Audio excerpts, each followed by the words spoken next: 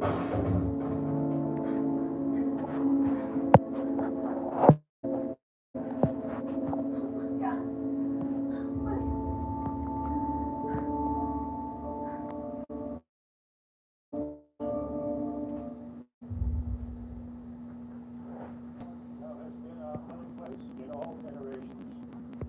the mountains were all full, but ever thou hast only up.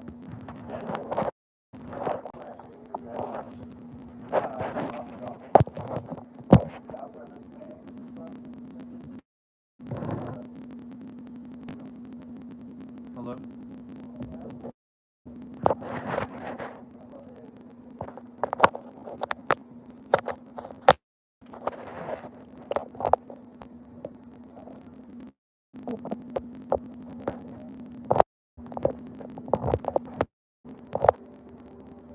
Hello?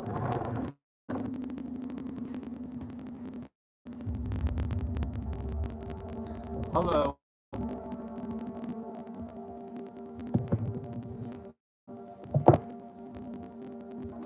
Hey guys, what's going on today? Today is another edition of the Strange, Dark, and Mysterious, right there. Okay? It's another edition of the Strange, Dark, and Mysterious, right? Yes, and we'd like to call that the 21-day keto magic diet. And there's nothing that's more strange, dark, or mysterious than that. Am I right? So, with that being said, how about we dive into it? Okay. So, the last place that we left off at, I believe, was chapter 2.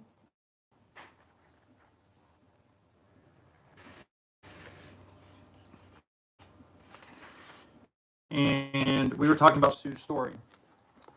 So let's, and this is called How We Got Fat. Okay, Sue Bernard, she was a former IT manager, knows exactly what it is like to be on a thrall to ultra-processed food. In her case, the problem was late-night grazing. Oh, make sure you like and subscribe if you haven't already. Thank you. I would have a healthy dinner, and then after dinner, I was dreadful. I ate chips and chocolate and ice cream. It was nonstop. It was a complete compulsion. And I would even say to my husband, why am I doing this to myself? Why am I going back into the kitchen and opening up the fridge and eating more chocolate when I know that I cannot be hungry? It was almost as if I had a fat wish. We talk about a death wish all the time, but this was definitely a fat wish. And if I wasn't in control, it felt as if I wasn't in control. I was stick thin as a child. We didn't have a car. I walked everywhere. Until my first son was born, I was 125 pounds and a size 8. Then I had 3 children, and then with each child, I put on a little bit more weight, and I didn't lose it. Over the years, I've even tried different ways to lose weight, but none of them worked. The catalyst movement was when I saw a photo of myself, and I thought, I can't share that. I look huge. I remember the moment incredibly clearly. It was December 10th on 2020. At that point, Sue was 200 pounds. She had arthritis in both of her knees and constant back pain. All the problems you have when you are hugely overweight. And I kept thinking, I'm not going to live to see my family grow up. Then Sue saw a Channel 4 documentary, Lose a Stone in 21 Days. And I believe that a stone is the English term for like 40 pounds or something. And I decided to put herself on my diet. I saw those people lose all that weight, and I thought, I can do that. I decided this would be a start of a new life. It was as if a switch went off in my head. To start with, it wasn't easy. A couple of nights in the first week, I wanted desperately to eat chocolate or ice cream so bad before I went to bed. I started drinking lots of water. In the morning, I started drinking black coffee instead of white coffee so I could still enjoy my coffee. I lost 35 pounds in the first 12 weeks, and then I switched to a 5'2" diet. I'd lost 60 pounds. I went from a size 16 to a size 10. Though to be honest, it's not really about being a size 10, but I know that being a size 10 means that I'm healthy. Now that I've lost all the weight, I can bend my knees, something I could not do before.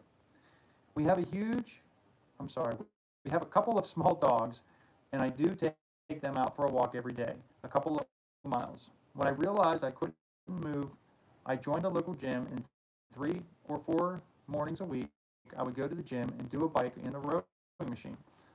I did crunches and stretches. How do I keep on course? I always plan.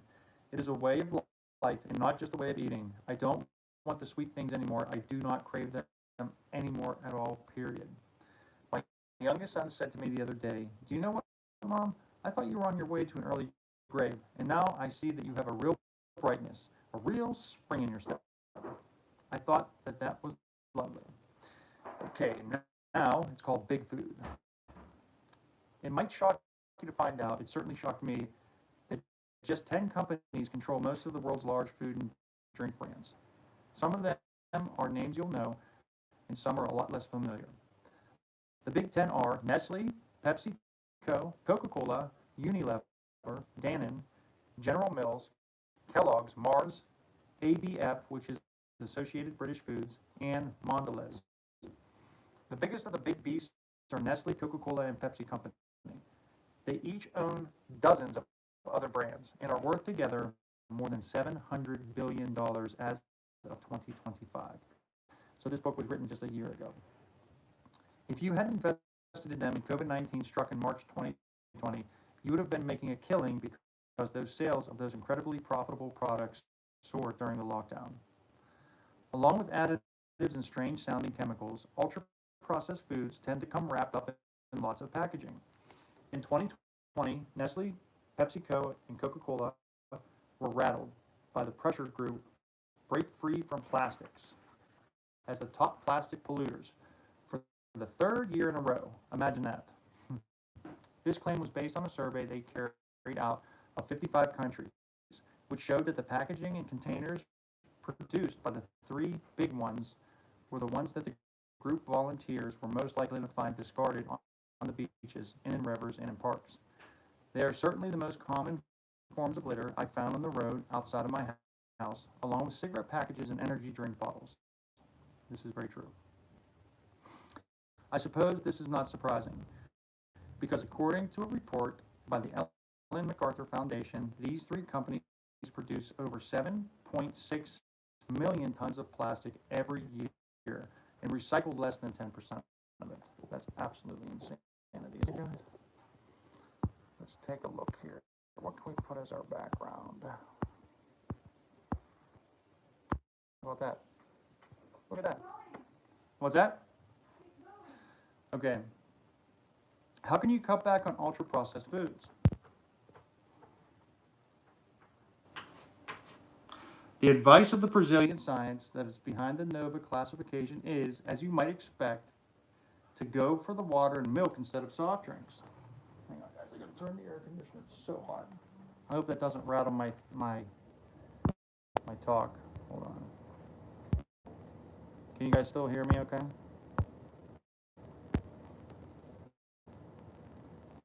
Okay. The advice of the Brazilian science that's behind the NOVA classification is, as you might expect, to go for the cakes and cookies, to go for the fruits and nuts instead of the cakes and cookies, and to cut out the soft drinks and go for milk and water instead. The impact of ultra-processed foods and on our health.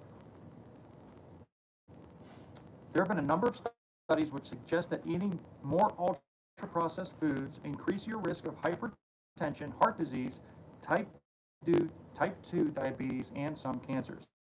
Most recently, an influential Spanish study published in 2019 state that 19,900 Spanish university graduates with an average age of 38 years were asked to complete a detailed dietary questionnaire and then follow for an average of 10 years. The research found that people ate lots of ultra-processed foods, more than 4 servings a day, and they were 62% more likely to have died during that time from all causes compared to those eating fewer than 2 servings a day. Wow, that's crazy, guys. Check my hat. Check my hat. Your chance of dying from over the next 10 years increases by 18% if you eat ultra-processed foods. A link between consumption of these foods and poor health, not only physical but also mental, has evidenced by higher rates of depression and anxiety, is very clear. But to what extent can we blame ultra-processed foods for the expansion of our waistlines? And what is it about these foods that means that we find them so hard to resist? The rise of obesity worldwide, it actually began in the 1980s. Certainly coincided with the increase of marketing and consumption of ultra-processed foods. When I was in medical school back in the 80s, the average UK family diet was made up of roughly 58% fresh ingredients and 26% convenient foods. By 2014, those numbers have reversed. But the British getting 57% of our calories from ultra-processed foods, which also accounted for 2/3 of the sugar that we were eating. And the trend was continued. Countries which have had some of the highest rates of obesity in the last few years, like the UK, the US, and Australia, are also countries that many people were getting well over half of their calories from ultra-processed foods. When you look at the people in those countries who are eating the most ultra-processed foods, they are also the ones that have the highest rate of obesity and all the complications that come along with being obese, such as type 2 diabetes. And what is really concerning for the future is that this is the young and this is the youth that are consuming these ultra-processed foods in the largest amounts. A recent study in the U.S. showed that in the last 20 years, the percentage of the calories that children and adolescents from their ultra-processed foods jumped from 61 to 67%. Since we know that eating ultra-processed foods not only makes you fat, but it also contributes to anxiety, depression, type 2 diabetes, major obesity, and suicide. Boom. There you go. This is a very worrying trend. My big ultra-processed diet experiment. In 2020, I decided to do a self-experiment in which I would put myself on a medium-level ultra-processed food diet for an Australian documentary called Australia's Health Revolution. I didn't go crazy. I just moved into a fairly typical Australian diet in which at least half of my calories came from ultra-processed foods.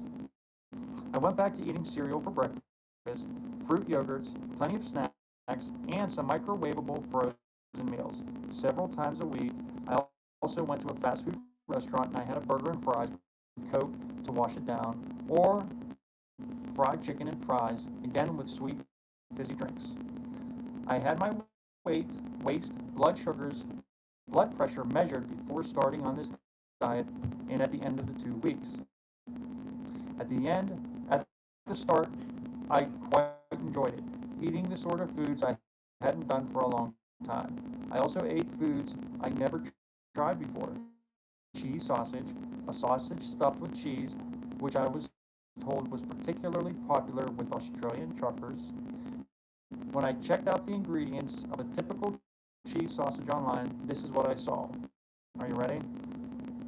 Pork, water, cheese, milk, potato starch, sodium nitrate, dextrose, phylophosphates, sodium acetate, sodium carbonate, and sodium ascorbate.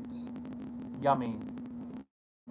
One of the things I quickly noticed on my new diet was within the hours of eating, I would get really hungry and crave more junk food.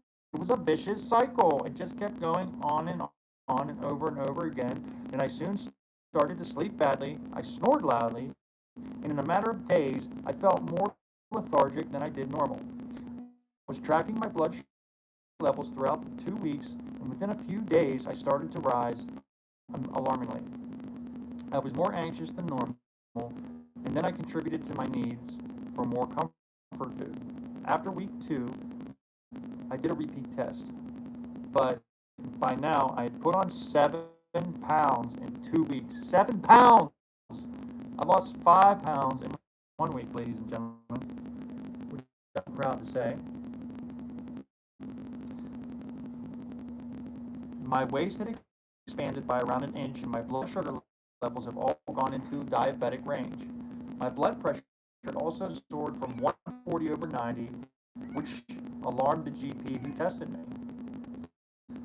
I got to go, so I got out my keto urine sticks in order to be able to measure a level of ketones in my urine. And I put myself on a fast 800 keto diet. Within 10 days, I had shed the weight, and then when I went to retest, everything had returned to normal, which was a huge relief. A friend of mine, Dr. Chris Van Tucken, who had particularly worried about the impact that ultra-processed foods were having on bodies and brains of children, did a similar self-experiment for a program called What Are We Feeding Our Kids? He went further than I did. For a month, 80% of everything he ate came in the form of an ultra-processed food, such as cocoa-flavored breakfast cereals, chicken nuggets, and microwavable lasagnas. 80% sounds like a lot, but that is what around 1 in 5 normal Americans and British eats. Like me, he soon started piling on the weight. He slept bad, felt sluggish, and became constipated. He also started craving more and more junk food. It's a vicious cycle. You just want more. That's what's wrong with us with ultra-processed foods. We eat it, and it makes us happy, but then it doesn't help our cravings. It helps it for like briefly, and then we want to eat it again. Like me, okay, in 4 weeks he put on 14 pounds, much of it fat, and there was a significant rise in his appetite hormones. But the most striking changes took place on his brain. He had his brain scanned before and after the experiment, and to his horror discovered that eating all that ultra-processed food had, in a month, literally rewired his brain. Rachel Batterham, who was a professor of obesity, diabetes, endocrinology at University College of London, who had supervised his self-experiment, told Chris that hey, stop. I'm trying to read here. Stop it. That she had detected a lot of new connections in his brain, many of them between the reward centers and the cerebellum, an area that controls automatic behaviors. In other words, he appeared to have been reprogrammed by his new diet to seek out and eat even more than these unhealthy foods. Come on, stop. Babe, call him. Chris managed to lose the weight he had put on, but who knows if his brain will ever fully recover. The skeptical researcher, further direct evidence that ultra-processed foods are behind the rise of obesity comes from an experiment called the Dr. Kevin Hall, an American researcher who started out as a skeptic. He thought it was very unlikely that ultra-processed foods were as bad as people were claiming, so he decided to do an experiment to find out. In 2018, he and his team recruited 20 healthy volunteers, 10 men, 10 women, and he asked them all to spend 4 weeks at the Institute of Health Clinic Center near Washington, D.C., where they could be more closely monitored. They were randomly allocated to 2 weeks of eating meals that were either made up of ultra-processed foods or minimally processed foods. Then they swapped over the next 2 weeks. To give some idea of what they were fed, an ultra-processed breakfast might consist of a bagel with cream cheese and bacon, while an unprocessed breakfast was oatmeal with bananas, walnuts, and milk. The clever thing was that the ultra-processed meals and the minimally processed meals all contained exactly the same balance of calories, sugars, fiber, fat, and carbohydrates. The volunteers were told that they could eat as much or as little as they wanted of each meal and of the various snacks, which they were readily available. So what happened? Well, although the volunteers said that they found the meals ultra-processed or not, equally tasting and filling, it turned out that which regimen they were on had a big impact on how much and how quickly they ate. The volunteers were eating the ultra-processed food. They consumed about 500 calories more per day than they did on than they did on the unprocessed diet. Yes, an extra 500 calories. As a result, they put on an average of 2 pounds over the next 2 weeks. And then, as they were on the ultra-processed diet, they roughly had the same amount while they were on the unprocessed diet. Why did all this happen? Dr. Hall is not entirely sure. The volunteers ate the ultra-processed food faster, probably because it was generally softer and easier to chew and swallow. And the faster you eat, the more you eat. One way to reduce the amount you eat, of course, is to linger over your meal and give yourself time to realize that you're feeling satisfied. Even more important, though, is to ensure that you're eating foods packed with fiber. Foods that are high in fiber, such as veggies, legumes, fruits, and whole grains, not only provide volume and stops you from getting constipated, but they also delay stomach emptying and slow down the passage of food through your intestine, which means that you'll feel fuller for longer on fewer calories. Furthermore, fiber seeds the good bacteria that live in your gut, your microbiome, which help keep your brain and immune system in good shape. The problem with many convenient foods is that in order to make them palatable and give them a long shelf life, they have most of their fiber removed.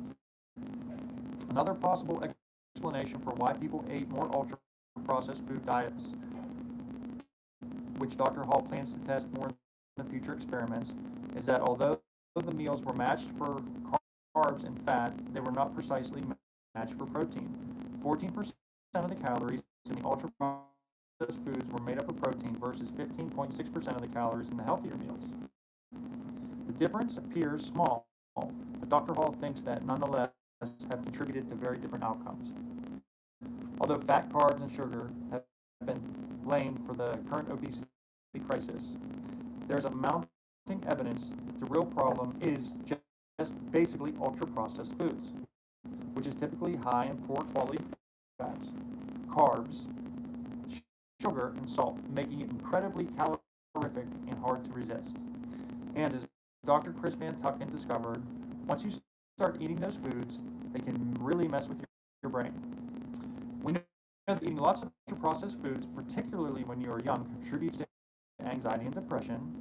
Not only are ultra-processed foods full of unhealthy stuff, but they also are very low in fiber, which is why we go on eating them and not feeling very full.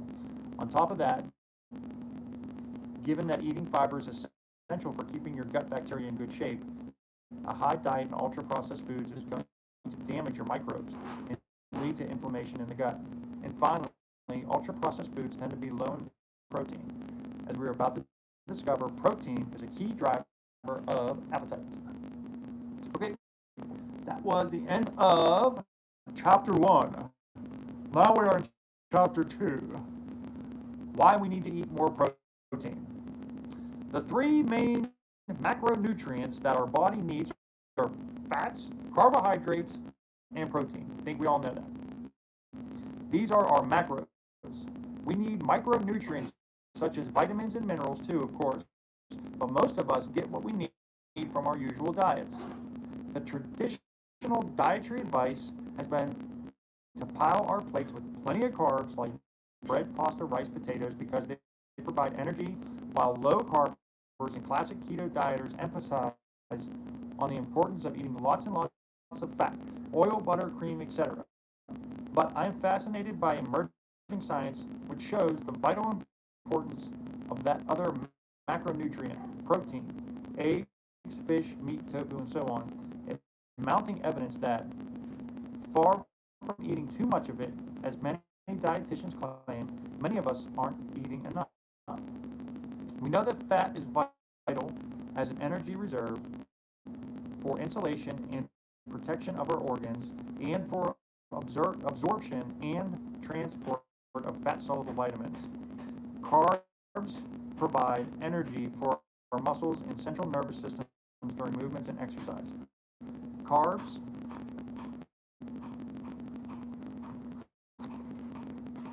in the form of grains, fruits, vegetables are also our main source of fiber.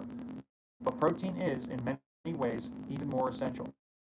We need it to build muscles, enzymes, and much of the infrastructure of our bodies. Every single cell in our body contains protein, and eating enough of it is absolutely vital for growth and repair. Protein is made up of strings of different amino acids. Our body needs 20 different amino acids in all, and I can make 11 of them. Oh wait, and we can make 11 of them on our own. However, there are 9 essential amino acids, so called because our body cannot make them by themselves, and we get to eat them from the foods that we obviously take in. Foods such as meat, fish, eggs, and dairy contain high levels of all 9 essential amino acids. It can be very difficult to get enough if you are a vegetarian or on a vegan diet, because plant-based foods not only tend to be lower in protein, but they're also incomplete, i.e., that means example, they contain lower levels of it, at least one essential amino acid. The secret is to mix and to match. Ultra-processed foods, particularly snacks, normally contain little quality protein, partly because protein is expensive, at least compared to fats and carbohydrates.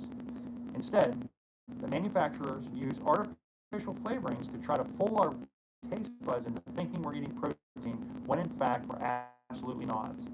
Beef-flavored potato chips, which sound absolutely disgusting, taste as if they contain a lot of protein, but in actuality, they consist of mainly carbs and fat. They're just 1.6 grams of protein in a small bag. So, if you ate nothing but chips, you would need at least 30 bags to meet your current recommendation of protein requirements in one day, which is 50 grams a day. And to achieve that, you would be consuming 4,000 calories a day, along with 3 times your daily allowance of salt. That sounds so gross, right? 2 leading Australian researchers have developed a theory called the protein leverage hypothesis, which argues that we have a specific appetite for protein. Yes. Which argues that we have a specific appetite for protein, and that the relatively low levels of protein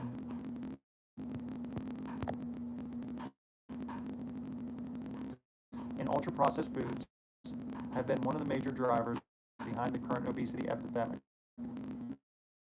This theory is currently gathered from a lot of fans, including me. The protein leverage hypothesis. Professor David Rubenheimer and Professor Steve Simpson both work at the Charles Perkins Center at the University of Sydney, where Steve is also the academic director. It is a very unusual place where they bring researchers from all sorts of different areas of science together with the goal of improving global health by finding new ways to combat chronic lifestyle diseases. They have recently written a book together that they call The 5 Appetites, also called Eat Like the Animals, in Australia and the United States, which distills a lot of their research. Hello. In the book, they claim that they don't have just one appetite for food in general. We actually have 5. One each for protein, fats, carbs, calcium, and salt. Oh, and probably one for sugar as well. We have sensors in our mouth, in the lining of our gut, and within our brain, we detect the presence of these nutrients. If we don't get enough of any of them, we develop cravings. But it is the need for protein that dominates the others.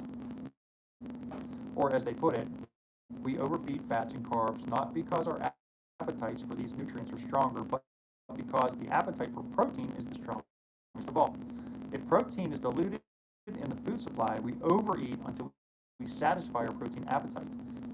That's why if you keep going back and forth to the refrigerator at night and you're so hungry, you just keep snacking on stuff, it's because basically the reason why you're doing this is because your brain's telling your body body that like, hey, I'm still hungry, but none of this stuff is like actually like helping my cravings.